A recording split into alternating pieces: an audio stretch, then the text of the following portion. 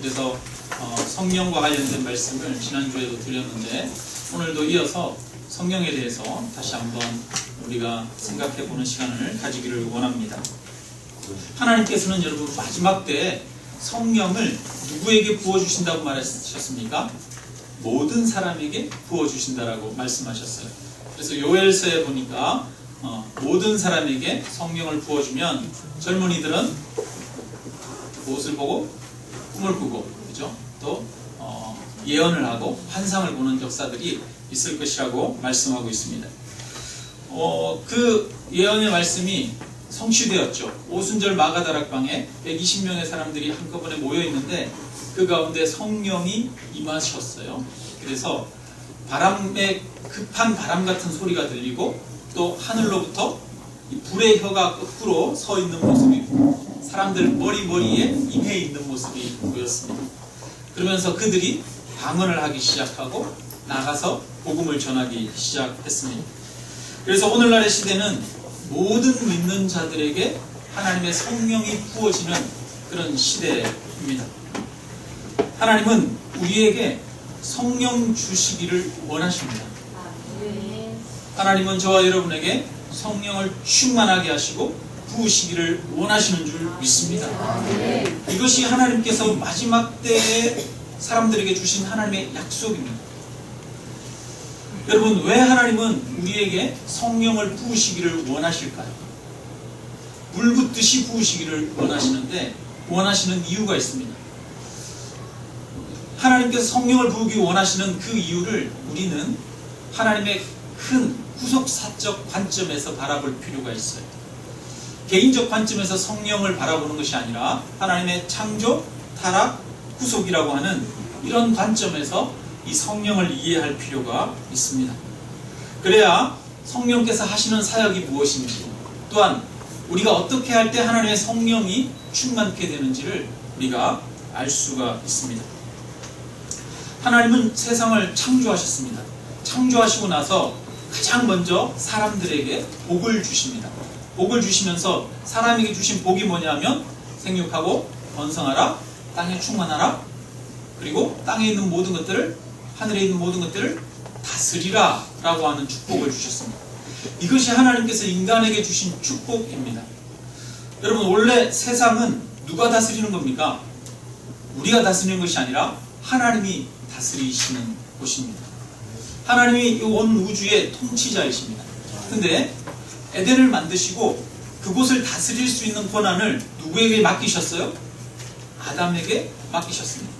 아담에게 그 에덴을 다스릴 수 있는 권한을 맡기셨다는 예로 성경에서는 무엇을 이야기하느냐면 아담이 동물들의 이름을 짓는 것으로 이야기를 하고 있습니다. 하나님께서 동물들을 아담에게로 이끌어 오시죠. 그리고 나서 아담이 이름을 어떻게 짓나 보십니다. 그래서 이 동물들의 이름을 짓는 이가 아담이었습니다. 성경에 보면 이름을 짓는다는 것은 권위를 상징하고 주권을 상징하는 것이기도 합니다. 하나님께서는 아브라함을 부르시고 아브라함의 존재를 새롭게 변화시키시면서 하나님과 관계가 변했다라고 하는 것을 나타내기 위해서 그 이름을 바꾸십니다. 아브라함이 아니라 아브라함이라 하리라 그러면서 그 이름을 바꾸십니다. 여러분, 이름을 짓는다고 하는 것은 특별한 권위가 있는 자만 이 이름을 짓는 일을 하는 것이죠. 에덴에 있는 동물들의 이름을 아담이 지었습니다. 여러분, 원래 에덴의 주인은 하나님이신데 그 에덴을 다스리는 권한을 누구에게 위임하셨습니까? 인간에게 위임하셨습니다. 이것이 인간에게 주신 축복이라고 하는 거예요. 하나님은 이 온 우주와 만물을 하나님 혼자서 운행하시는 것이 아니라 인간을 만드셔서 하나님의 형상을 따라 지음받은 그 인간과 함께 더불어 온 우주와 만물을 통치하기를 원하십니다. 그것이 우리 인간의 위치예요. 그리고 그것이 우리 인간에게 주어진 축복입니다. 여러분, 그렇다면 저와 여러분은 이 온 우주 만물에 대해서 책임이 있는 자인 줄 믿습니다.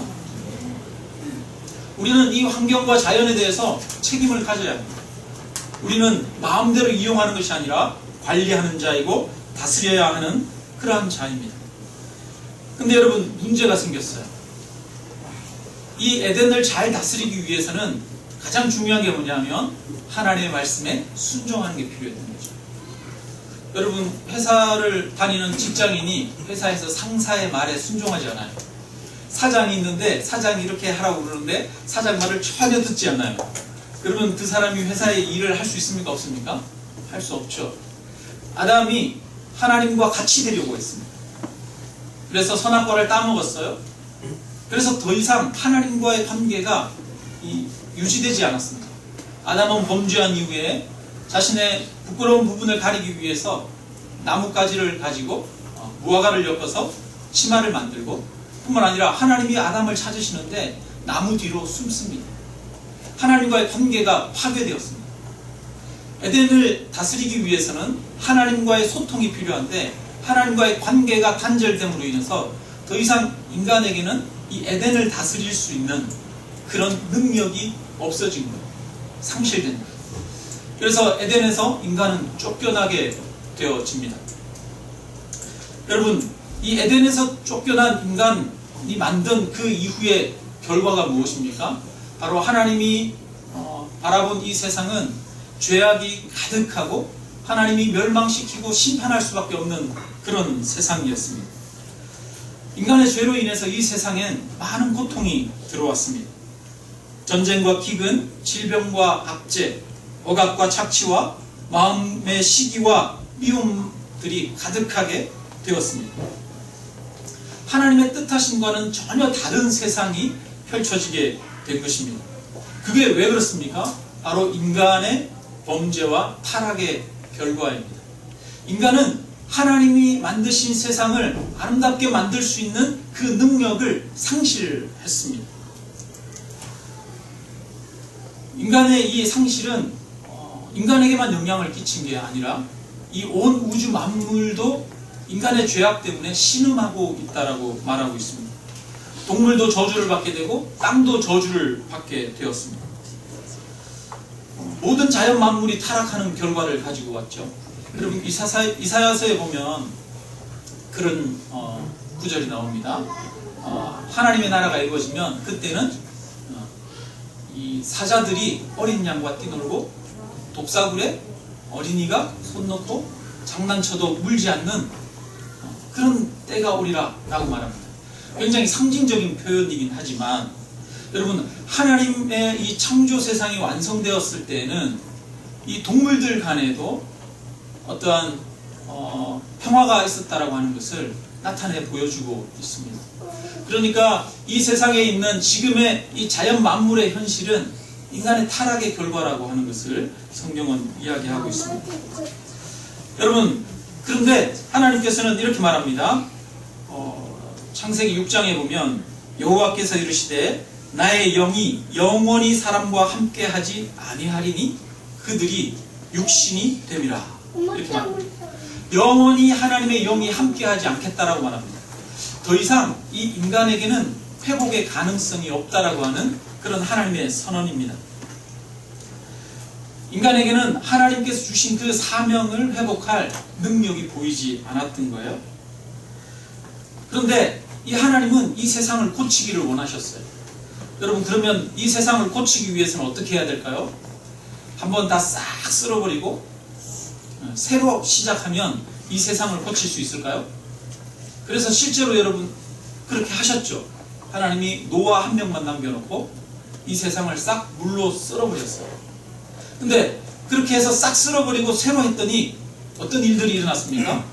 그 다음에는 아무 일 없이 정말 아름답게 세상이 세워지고 인간이 그 본연의 모습을 회복하는 것이 아니라 여전히 타락한 모습으로 살아가더라는 거예요.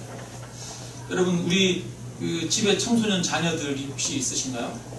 이 청소년 때 청소년 자녀들 보면 참 방 같은 거 이렇게 정리 안 하고 안 치우는 자녀들이 있잖아요. 잘 치웁니까? 뭐 성격에 따라 다르긴 하지만 저희 아들 같은 경우는 정말 방을 지저분하게 쓰더라고요. 도저히 그 방은 들어가지 못할 정도로. 그래서 가끔 가다가 부모님들이 한번 치워주잖아요. 싹 치워줘요. 여러분, 싹 치워주면 그 다음에 어떻게 됩니까? 그 다음에 괜찮습니까? 아니면 또 시간 지나면 또 그렇게 됩니까? 또 그렇게 되는 거죠. 여러분, 하나님이 이 지으신 세상이 싹 말끔히 지우고 새로 시작했어요. 컴퓨터를 새로 프로그램을 깔듯이 새로 리셋했습니다.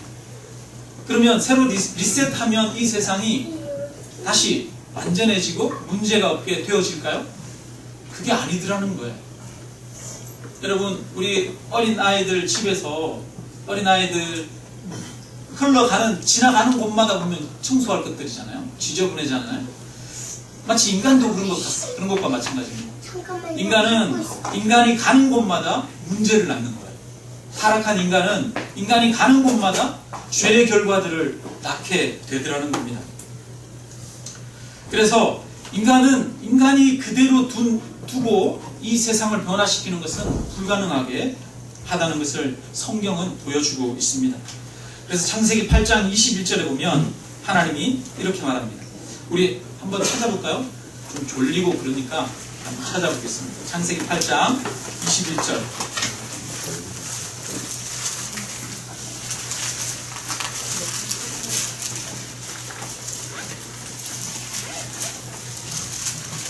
같이 한번 읽습니다. 여호와께서 그를 중심에 이르시되 내가 다시는 사람으로 말미암아 땅을 저주하지 아니하리니 이는 사람의 마음이 계획하는 바가 어려서부터 악함이라. 내가 전에 행한 것 같이 모든 생물을 다시 멸하지 아니하리니. 여러분, 이는 사람의 마음이 계획하는 바가 어려서부터 뭐하다? 악함이라. 여러분, 그래서 사람이 어려서부터 계획하는 바가 악한데 이 자연 만물을 심판하고 새롭게 리셋한다고 해서 문제가 해결되나요? 해결되지 않나요? 해결이 안 되더라는 거예요. 그래서 하나님께서 뭐라고 말씀하시냐면 내가 전에 행한 것 같이 모든 생물을 다시 멸하지 아니하리니 라고 말씀합니다. 다시는 이렇게 리셋하는 일이 없다라고 하는 겁니다. 왜냐하면 사람의 그 마음이 어려서부터 계획하는 바가 악하기 때문이라는 거예요. 여러분, 이것을 우리 삶에 적용한다면 어떻게 될까요? 가끔 어떤 사람들은 그렇게 이야기할 때가 있어요. 이 온 세계를 보면서 아니면 나라를 보면서 야, 이 나라에 혁명이 일어나가지고 이 나라를 완전히 갈아엎어서 다 뒤집어 버리면 그때 우리나라가 새로운 나라가 될 거야. 이런 생각을 가지고 있는 사람들이 있습니까? 없습니까? 있죠.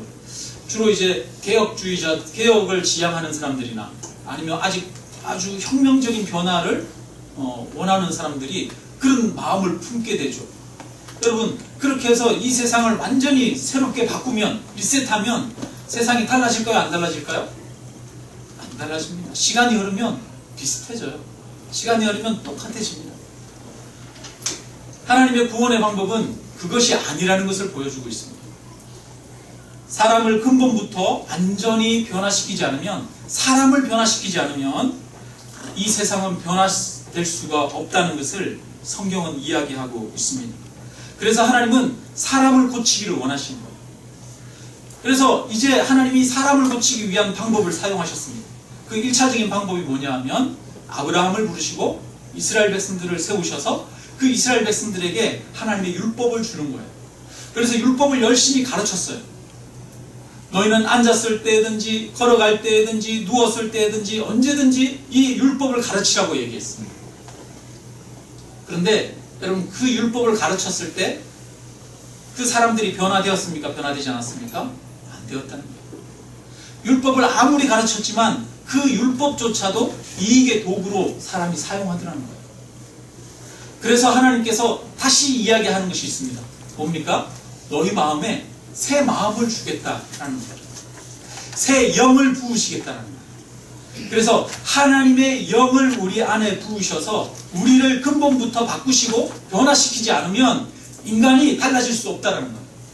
하나님의 영이 우리에게 부음바 되지 않으면 이 세상을 바꿀 수 있는 능력이 우리에게 없다는 거예요.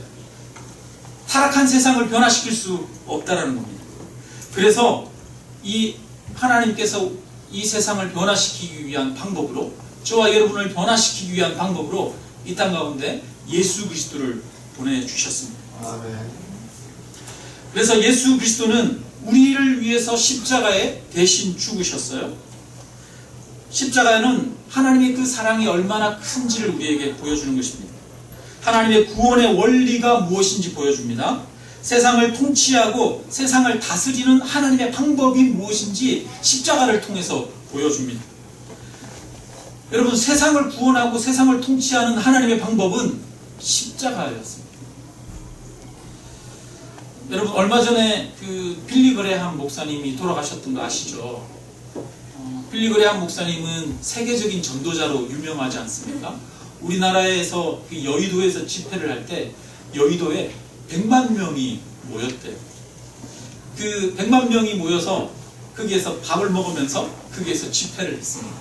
여러분, 그때 생겨난 유명한 게 하나가 있어요. 그전에는 여러분 100만 명이라고도 하는 사람들 밥을 어떻게 먹이지? 굉장히 고민을 했다는 거예요. 여러분, 그전에 우리나라는 밥할 때 이렇게 솥을 걸어가지고 솥에다가 불 떼가지고 밥을 했잖아요. 근데 그렇게 밥을 해가지고 도저히 밥을 할 수 없더라는 거예요. 그래서 사람들이 그 100만 명이 모이는 것을 생각하면서 이 밥을 어떻게 할지 구상하다가 생각한 방법이 뭐냐면 밥을 찌는 거였어요. 쌀을 찌는 거였어요. 그게 그때 생겨났대요. 그런 얘기 저를 들었는데, 여러분, 그 유명한 빌리 그레함 목사님이 얼마 전에 돌아가셨어요. 90몇 세 일기로 돌아가셨는데, 빌리 그레함 목사님이 아주 젊을 때 빌리 그레함 목사님과 함께 다니면서 이 전도 사역을 했던 유명한 사람이 있습니다. 찰스 템플턴이라고 하는 사람이 있어요. 그 사람도 복음을 잘 전했습니다. 그 사람을 통해서도 많은 회심자들이 나타났어요. 근데 이 찰스 템플턴이 나중에 그가 하나님을 버렸습니다. 하나님을 떠났어요. 근데 이 템플턴이 하나님을 떠나게 된 데에는 한 장의 사진이 결정적인 영향을 끼쳤습니다. 그 사진은 뭐냐 하면 아프리카에 가뭄이 들어가지고 땅이 다 쩍쩍 갈라지는 그런데 한 여인이 아기를 안고 있는 거예요. 그러면서 그 아기는 죽었어요. 죽은 아기를 안고 그 여인이 하늘을 보면서 원망한 듯한 그런 절망 가운데 있는 그런 탄식이 있는 그런 사진을 이 찰스 템플턴이 보게 됩니다. 그걸 보면서 생각한 거예요. 하나님이 전능하시다면 왜 이런 비극들이 이 세상 가운데 일어나는 거예요? 하나님이 비만 내려주시면 그 여인이 죽지 않았을 텐데, 그 아이가 죽지 않았을 텐데, 그 여인이 그런 고통을 겪지 않았을 텐데, 왜 하나님은 이 세상 가운데 전능하시다고 하면서 악을 허용하시는 거예요? 이 세상에 악이 있다는 것은 하나님이 없다는 것이거나, 아니면 하나님이 선하지 않다는 의미이거나, 아니면 하나님이 무능력하다는 말이다 라는 결론에 이르는 거예요. 그래서 그 사진 때문에 이 템플턴이 하나님을 버렸습니다. 여러분, 이 사람은 하나님이 전능하신 하나님이라면 쫙 나타나서 모든 주변의 환경과 여건들을 해결해 주기를 바라는 그런 하나님을 기대한 거예요. 그러나 하나님은 그렇게 세상을 구원하지 않으셨습니다. 하나님은 이 세상을 어떻게 구원하셨습니까? 예수 그리스도, 그 하나님의 아들이 이 세상 가운데 오셨어요. 이 세상 가운데 오셔서 십자가에 못 박혀서 돌아가셨어요. 그 예수 그리스도가 이 세상의 구원자이고 하나님의 아들이십니다. 전능하신 하나님이십니다. 전능하신 하나님은 이 세상에 오셔서 모든 문제를 한꺼번에 해결하는 것으로 역사하지 않으신다는 거예요. 물론 하나님은 그렇게 역사할 때도 있습니다. 그러나 하나님의 역사는 그것이 아니라 십자가를 통한 역사입니다. 세상에 많은 종교가 있는데 그 많은 종교에서 신이 직접 내려와서 그 신이 모든 고난을 짊어지고 대신 죽는 그런 종교는 없죠. 오직 기독교만이 우리 인간의 고통 가운데 오셔서 우리를 대신해서 돌아가시는 하나님을 이야기합니다. 절에 가면 이 불상들이 많이 있어요. 불상들이 많이 있는데 그 불상들 중에 여러분 막 일그러지고 고통에 절규하는 그런 불상을 보신 적 있습니까? 없습니까? 없어요. 불상들은 하나같이 이 얇은 미소를 띠고 있잖아요. 얇은 미소를 띠면서 모든 세상의 고통으로부터 초월한 것처럼 그렇게 자세를 취하고 있습니다. 열반에 이르는 거죠. 이 세상의 고통과는 무관한 신이 되어버립니다. 무관한 자가 되어버립니다. 이 세상의 고통으로부터 벗어나는 그 자가 되어버립니다. 근데 하나님은 이 세상의 고통으로부터 벗어나는 분이 아니라 이 세상의 고통 한가운데로 오시는 분이십니다. 오셔서 우리가 받아야 할 그 고통을 대신 당하시고 우리의 짐을 대신 짊어지시는 분이십니다. 그것이 대속이죠. 하나님은 그렇게 이 세상 가운데 역사하신다는 거예요. 하나님은 이 세상을 어떻게 구원하십니까? 하나님은 이 세상을 구원하시는데 십자가의 대속이라고 하는 그 방법을 통해서 이 세상을 구원하십니다. 저는 이것이 진리인 줄로 믿습니다. 이 세상을 구원하고 이 세상을 회복하는 방법은 십자가입니다.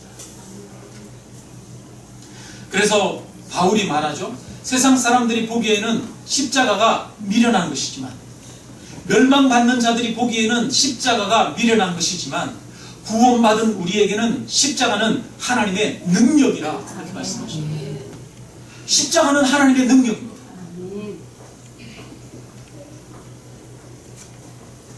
여러분, 우리도 어쩌면 그런 기대를 할지 모르겠어요. 우리도 살아가다 보면 인생에 고난을 겪잖아요. 어려움을 겪잖아요. 저와 여러분도 언젠가는 어떤 질병에 걸린다거나 아니면 사고를 당한다거나 해서 병원에 입원하는 때가 있을지도 모르겠습니다. 그럴 때 내 병을 고쳐주십시오 라고 하나님 앞에 기도하겠죠. 그런데 그럴 때 정말 하나님이 병을 고쳐주시는 경우도 있어요. 의사의 손길들을 통해서 역사하는 때도 있습니다. 그러나 어쩌면 하나님이 내 병을 고쳐달라고 하나님 앞에 부르짖었음에도 불구하고 하나님이 내 병을 고쳐주지 않는 것 같은 때가 있을까요? 없을까요? 있습니다. 하나님은 우리가 탄식하고 절규할 때 하나님 어디 계셨습니까? 라고 부르짖을 때 하나님이 보이지 않는 것처럼 아니 계신 것처럼 느껴지는 순간이 저와 여러분의 삶 가운데도 있다고 하는 것입니다. 그러나 성경은 말합니다. 그럴 때 하나님은 어디에 계시느냐? 우리의 고통 한가운데 우리와 함께 하시고 우리를 붙들고 계신다라고 말씀하고 있습니다. 하나님은 이런 하나님이십니다. 상황을 변화시키고 환경을 한꺼번에 바꿈으로 이 세상을 변화시키는 것이 아니라 인간의 고통 한가운데 함께함으로 이 세상을 변화시킬 능력을 저와 여러분에게 주시는 줄 믿습니다. 아멘. 두 사람이 이야기를 해요. 두 사람이 이야기를 하면서 두 사람이 아니라 닌자 거북이. 여러분 옛날에 닌자 거북이 아시죠? 닌자 거북이가 막 그 세상의 악을 물리치기 위해서 이렇게 싸우지 않습니까? 닌자 거북이 둘이서 이야기합니다. 둘이서 이야기하면서 한 닌자 거북이가 이쪽 닌자 거북이한테 이 세상에 이렇게 타락하고 고통이 많고 아픔이 많은데 하나님은 도대체 뭐 하시는지 몰라? 그랬더니 옆에 있던 한 닌자 거북이가 말합니다. 나는 그 질문이 우리한테 하는 것 같은데? 라고 얘기합니다. 이 세상에 아픔이 많고 고통이 많고 이렇게 절망과 절규가 많은데 너는 도대체 뭐 하고 있느냐? 라고 하는 질문으로 들린다는 거예요. 여러분, 하나님은 십자가를 통해서 구원하십니다. 저와 여러분을 통해서 우리 마음 가운데 이 십자가가 하나님의 능력인 것을 알게 하시고 믿게 하셔서 우리로 하여금 그 십자가의 삶을 살게 하는 거예요. 이 세상에 수없이 많은 고통 가운데 그 고통을 나와 무관한 고통으로 받아들이는 것이 아니라 나의 고통으로 받아들이고 이 세상의 대속적 삶을 위해서 십자가를 지고 그들의 고통 한가운데로 나아가게 하시는 것입니다. 여러분, 십자가는 대속입니다. 나와 무관한 사람이 당하는 그 고통을 나의 고통으로 받아 안는 것입니다. 이 세상에 있는 수없이 많은 문제들을 나의 문제로 받아들이고 받아 안는 것입니다. 그래서 내가 아파하지 않아도 되고 내가 눈물 흘리지 않아도 되는 문제를 가지고 나의 문제라고 생각하면서 눈물 흘리고 탄식하고 절규하고 함께 아파하는 것입니다. 이것이 십자가입니다. 그리고 이것이 세상을 구원하는 방법입니다. 하나님의 성령은 누구에게 주어지느냐 말씀하십니다.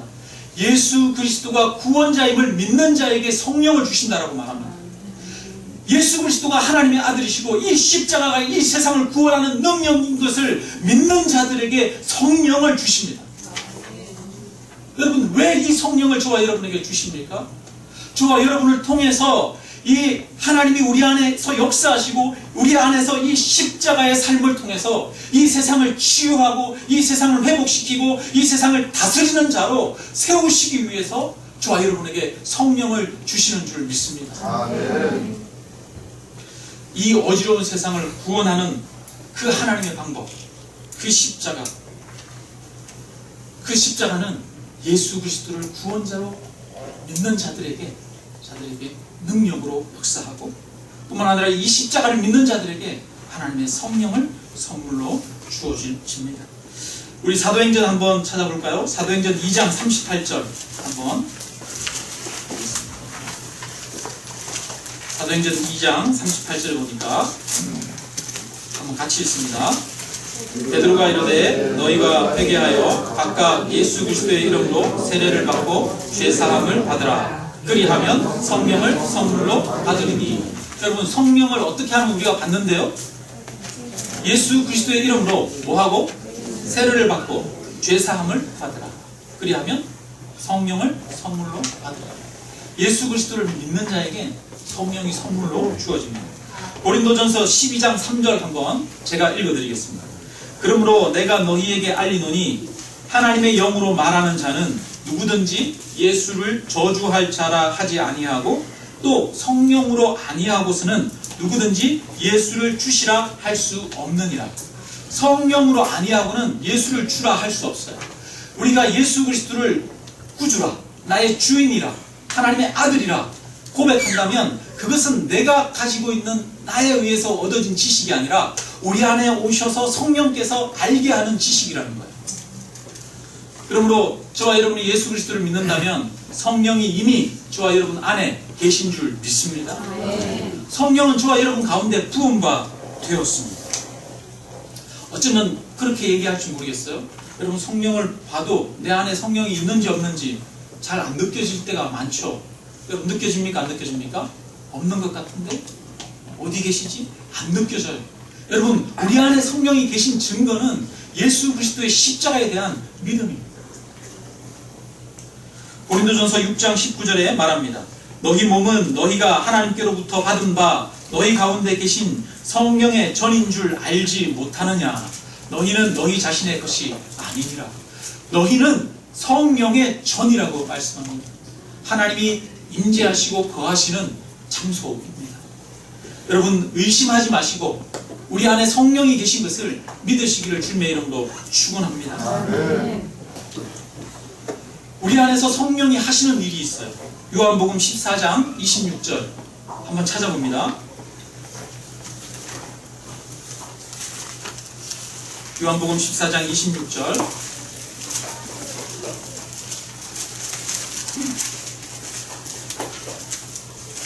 같이 읽습니다. 보혜사 곧 아버지께서 내 이름으로 보내실 성령 그가 너희에게 모든 것을 가르치시고 내가 너희에게 말한 모든 것을 생각나게 하리라. 여러분, 성령께서 우리 안에서 하시는 일이 있어요. 그거는 뭐 방언을 하게 하고 놀라운 병을 치유하게 하고 이적을 행하게 하는 것이 아니라 성령께서 우리 안에서 가장 기본적으로 하는 사역은 뭐냐면 너희에게 그 모든 것을 가르치고 하나님께서 진리에 대해서 우리에게 가르치는 거예요.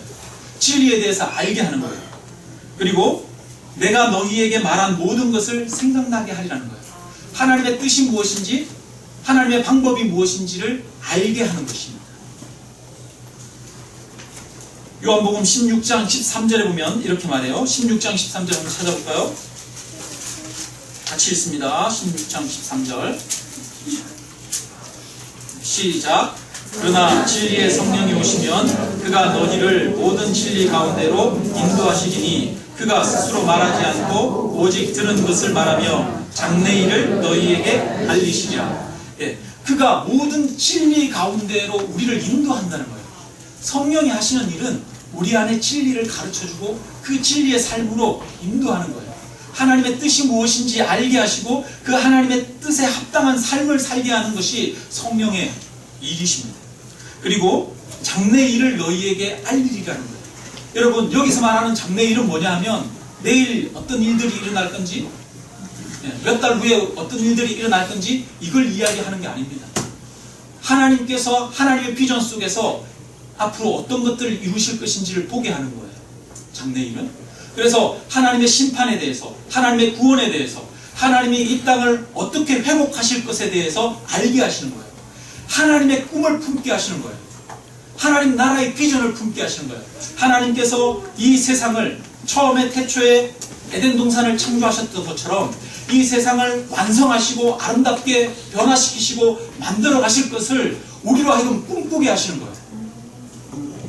성령이 하시는 것은 하나님의 거룩한 꿈을 꾸게 하는 겁니다.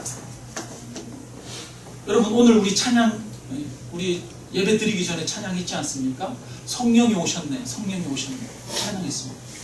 그 성령이 오시면 우리에게 무엇을 하게 하십니까? 꿈꾸게 하시는 거예요. 꿈꾸게. 어떤 것을 꿈꿉니까? 내 미래, 내 행복과 내 즐거움을 꿈꾸게 하는 것이 아니라 하나님의 통치가 이 세상 가운데 이루어질 것을 꿈꾸게 하십니다. 그 비전을 품게 하십니다. 이것이 성령이 하시는 일이에요. 제가 그 대학생 시절에 문익환 목사님의 책을 읽은 적이 있어요. 여러분, 문익환 목사님 혹시 아시나요? 그 좌파 목사님으로 찍혔죠. 그래서 그 당시에 그 북한을 갈 수 없는데 그냥 북한을 가시잖아요. 가셨다가 다시 판문점을 통해서 넘어오시고 그렇게 해서 잡혀서 국가보안법으로 감옥에 갇히시잖아요. 그분이 쓴 책에 보니까 그런 책 내용이 있더라고요.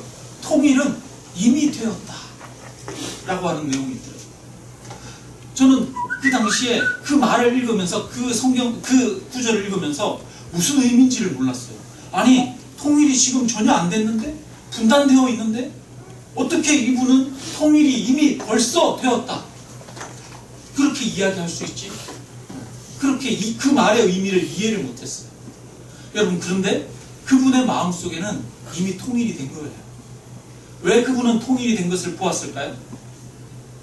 여러분, 그분은 하나님의 꿈을 꾼 사람입니다. 하나님의 원리가 무엇인지 알았어요. 하나님은 이 땅에 있는 모든 분열을 종식시키고 모든 다툼과 아픔이 있고 상처가 있는 것을 싸매시며 하나님은 이 땅 가운데 평화를 이루시는 분이신 것을 아셨습니다. 둘로 막힌 것을 하나로 만드시는 하나님이신 것을 아셨어요. 그래서 하나님은 이 땅 가운데 어떻게 역사하실 것을 바라보는 겁니다. 하나님의 일하는 방식을 아는 거예요. 하나님은 이 땅을 회복시키시기를 원하고 이 땅을 통일시키기를 원하신다는 것을 그는 하나님의 비전 속에서 하나님의 속성과 하나님의 일하시는 방식 속에서 그는 본 것입니다. 그렇기 때문에 시기는 언제일지 모르지만 이미 통일은 된 거나 마찬가지다라고 이야기하고 있는 거예요. 통일은 이미 되었습니다. 여러분, 성령이 우리에게 오실 때 그 성령은 하나님 예수 그리스도께서 우리 안에 일하시는 것을 보시고 하나님의 계획을 바라보는 거예요. 그 하나님의 계획을 바라봄을 통해서 우리로 하여금 꿈꾸게 하십니다. 비전을 보게 하십니다. 오늘 제자들이 예수님 앞에 와서 묻습니다. 하나님, 이스라엘 나라를 회복시키실 때가 언제입니까? 묻습니다. 제자들이 그렇게 물을 때 예수님이 하신 말씀은 때와 시기는 너희가 알 바가 아니다 라는 거예요. 여러분, 이 말씀에는 때와 시기는 모른다, 앞으로 이루어질지 안 이루어질지 모른다라는 이야기입니까? 아닙니다. 이루어질지 안 이루어질지 모른다는 것이 아니라 반드시 이루어진다는 겁니다. 때와 시기는 모르지만 이스라엘 나라는 반드시 회복된다. 누구에 의해서? 하나님이 회복시키신다는 겁니다. 그러면서 말합니다. 예수님이 오직 성령이 임하시면 너희가 권능을 받고 예루살렘과 사마리아와 땅끝까지 이르러 내 증인이 되리라 말씀하십니다. 여러분, 성령이 너희에게 임하시면 어떤 일들이 일어납니까? 꿈꾸는 거예요. 이스라엘 나라가 회복될 것을 꿈꾸고 그 나라를 위해서 예수 그리스도의 십자가 복음을 전하는 증인의 삶을 살게 된다는 거예요. 여러분, 너희가 권능을 받는다라고 말합니다. 여러분, 권능이라는 건 뭡니까? 병을 고치고 세상에 이적을 행하는 것이 권능이 아닙니다. 권능이라고 하는 것은 이 세상의 고난과 아픔 가운데서 그 고난을 짊어지고 하나님의 뜻을 이 땅 가운데서 행할 수 있는 능력인 것이에요. 예수 그리스도를 따르고 하나님의 성령을 따를 수 있는 능력입니다. 성령이 우리에게 부음바 되어지면 우리가 우리의 육체의 마음으로 우리의 생각과 우리의 이성으로 살아가는 것이 아니라 우리 마음속에 하나님이 오셔서 하나님이 주인 되시고 하나님이 우리의 삶을 주장하시고 그리하여 하나님이 우리의 육체의 한계들을 극복하게 하시는 놀라운 능력이 나타나는 줄 믿습니다. 성령이 우리에게 임하시면 하나님의 뜻을 이루는 삶을 살게 되어지는 거예요. 그것이 우리에게 주어지는 성령의 능력입니다. 우리가 그 권능을 받고 예루살렘과 사마리아와 땅끝까지 이르러 하나님의 증인이 되는 자가 되는 것입니다. 그동안 우리는 성령을 너무 개인적인 것으로 이해했어요. 성령을, 내 안에 성령이 충만하게 주어지면 내 안에 참된 평화가 주어지고 안식이 주어지고 위로가 있고 하나님을 경험하고 놀라운 신비의 능력을 행하게 되고 신비가 나타나고 그런 것들만 기대했어요. 그러나 여러분, 성령은 하나님의 창조 계획 속에서 주어진 겁니다. 창조, 타락, 회복의 계획 속에서 예수 그리스도의 그 십자가를 우리의 심령 가운데 이룰 수 있도록 하나님의 영이 우리 안에 들어와서 우리와 함께 하시고 거하시기 위한, 그리하여 태초에 에덴 동산에서 이 세상을 다스릴 수 있도록 하나님께서 아담에게 부어주셨던 그 다스리는 능력, 그 다스리는 능력을 우리 안에 회복시키기 위한 하나님의 구원 계획 속에서 주어진 것인 줄로 믿습니다. 아멘. 여러분, 그러므로 성령은 누구에게 주어집니까? 하나님의 나라를 소망하고 바라고 꿈꾸는 자들에게 주어집니다.